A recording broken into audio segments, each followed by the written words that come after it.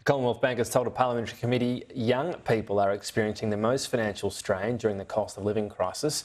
Joining me now is Economics Committee member and Liberal MP Keith Wolahan.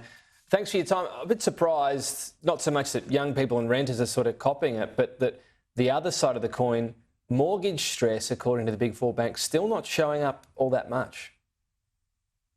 No, that's right. And it was quite a surprise because when we saw a report from the RBA in January, they noted that a cash rate of 3.6, and it's now 4.1, would see about 15% of Australians in negative cash flow. But that's not the evidence we heard from the big four banks the last 4 days. They're painting a picture of higher resilience.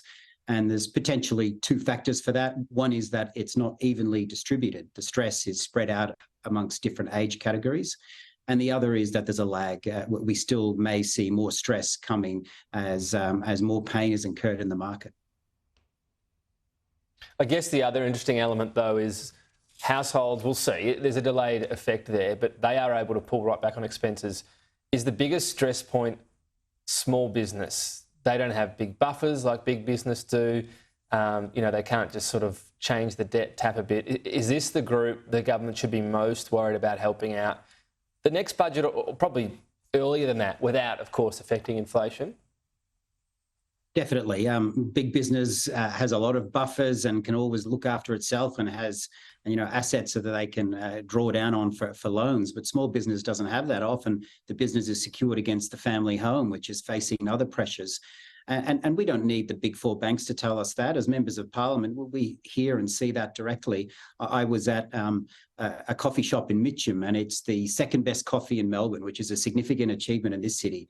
And the owner of that business told me he went from 70 kilos of coffee a week now down to 30 kilos of coffee a week. And that's his business. It's being decimated.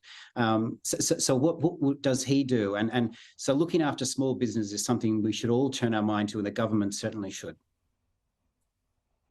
Yeah, and is that something, front of your mind, having sat in this committee, that this cohort, for all the talk of mortgage stress, could be the ones going to the wall, and that should be front of mind right now? Whatever, we're talking about and debating in politics, almost a sort of rescue package needs to be being worked on right now? Well, certainly we need to identify the problem quickly and then explore a range of solutions. But that's the short term. There was another long-term issue with small business, which Brett Van Manen explored, and I thought it was really important questions. He noted that most small to medium businesses are owned by people who are older. And there's going to be what is the transition plan for the next generation of small business owners, particularly when you see that those are the age groups that are struggling to save for a deposit, to pay their bills. And there's a real question about who the next generation of small business owners will be. And as we know, they are the backbone of our economy. Yeah. All right. Well, we will continue to check in. It's, interesting evidence out there in terms of those mortgage holders, but the ones struggling, it's getting more and more obvious. Keith Wolahan, thank you for your time.